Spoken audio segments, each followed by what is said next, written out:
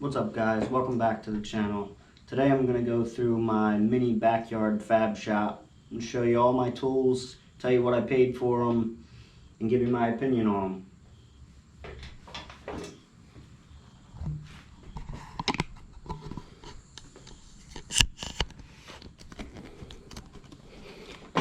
Obviously, we got to start with Welding Hoods. I now have a Lincoln Viking 4C 3350, and I'll be honest, this is probably the best welding hood I've ever had. Super clear clarity, haven't had any problems with it at all. It does have a grind button for quick switchovers. Paid $285 for it, I think, on Amazon, and definitely well worth the money.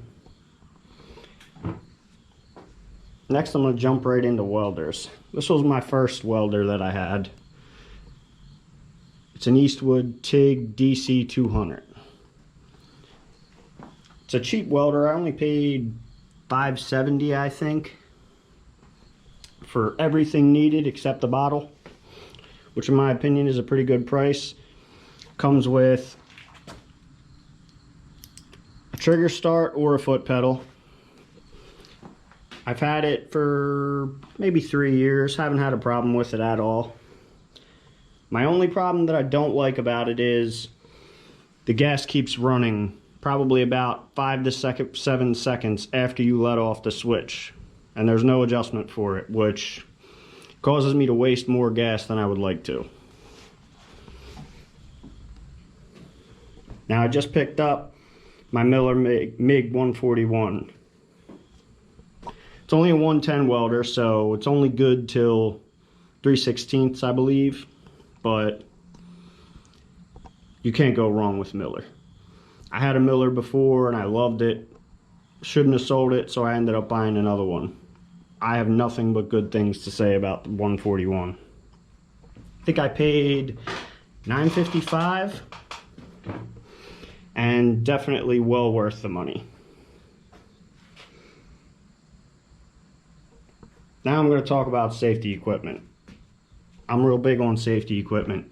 You definitely have to have a good quality face shield and safety glasses. You do not want metal in your eyes or a piece of a grinding wheel stuck in your face when it explodes.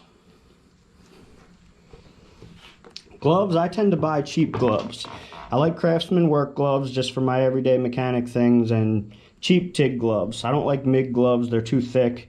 I'd rather just go through TIG gloves and burn them up and constantly buy new sets. Just my opinion, though. I got a DeWalt chop saw, abrasive 14-inch.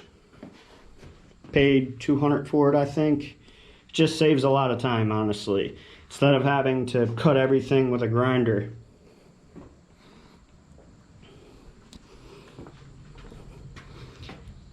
I have a cheap hand-me-down 20-ton hydraulic press that I barely ever use, and a cheap 3-foot-tall drill press, also a hand-me-down, which is very nice to have. Drilling things by hand sucks most of the time. Everybody who's doing any type of metal work needs 2 grinders. One, so you can have one set up with a grinding wheel and one with a cutting wheel at all times and not have to switch back and forth. Clamps, which I only have a few on the table now, but I have a lot more. I also have a cheap old hand pump hydraulic bender. I think I paid like $500 for this thing a while ago. I don't use it that often, but it is good if I need to bend expensive 1.5" DOM or something of that nature.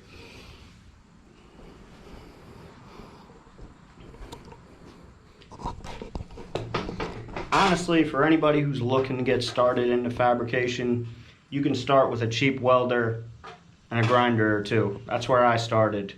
But the more tools you accumulate, the easier it'll make your projects.